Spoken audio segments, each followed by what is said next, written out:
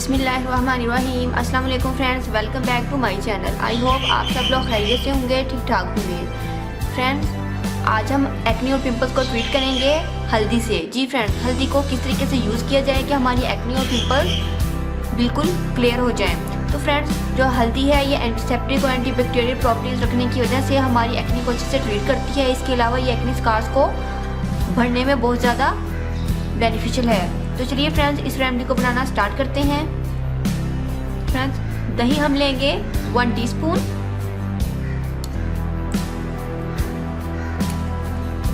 Honey 1 teaspoon,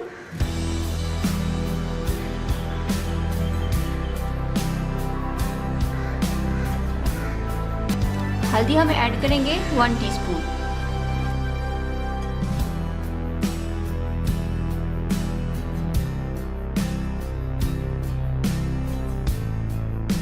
friends, now it is ready to use. Friends, जब हमारी skin pores bacteria की वजह से क्लॉग्ड हो जाते हैं, इसके अलावा डस्ट, डेड सेल्स और अदर इम्प्योरिटीज़ की वजह से हमारे फेस पर एक्ने आती है, तो फ्रेंड्स आपने हल्दी का ये फेस पैक बनाना है, क्योंकि जो टर्मेरिक है ये स्किन टोन को लाइटन करता है, एक्ने और पिंपल्स को रिमूव करता है। इसके अलावा फ्रेंड्स ये स्पोर्स और स्कार्स को अच्छे से ट्रीट करता है, इनको रिमूव करने में बहुत ज़्यादा हेल्पफुल है, स्किन को ग्लोइंग बनाता है, स्किन की हीलिंग करता है। तो फ्रेंड्स, आपने ये वाली रेमेडी बनानी है और आप इसको डेली अपने फेस पर अप्लाई कर सकते हैं। फ्रेंड्स, वर्ल्ड बेस्ट रेमेडी बोलूँगी मैं इसको एक्ने के लिए, क्योंकि हल्दी के बहुत ज़्यादा बेनिफिट्स हैं हमारी स्किन के लिए। ये कलर को निखारने में भी बहुत ज़्यादा हेल्पफुल है।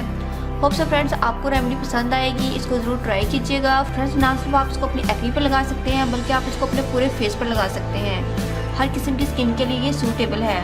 फ्रेंड्स, अगर आप लोगों ने अभी तक मेरे चैनल को सब्सक्राइब नहीं किया तो प्लीज़ मेरे चैनल को सब्सक्राइब करें, मेरी वीडियो को लाइक और शेयर करें। दुआ में याद रखिएगा। मिलते हैं नेक्स्ट वीडियो में किसी और अच्छी सी रेमेडी के साथ। तब तक के लिए अल्लाह हाफिज़। Thank you for watching my videos.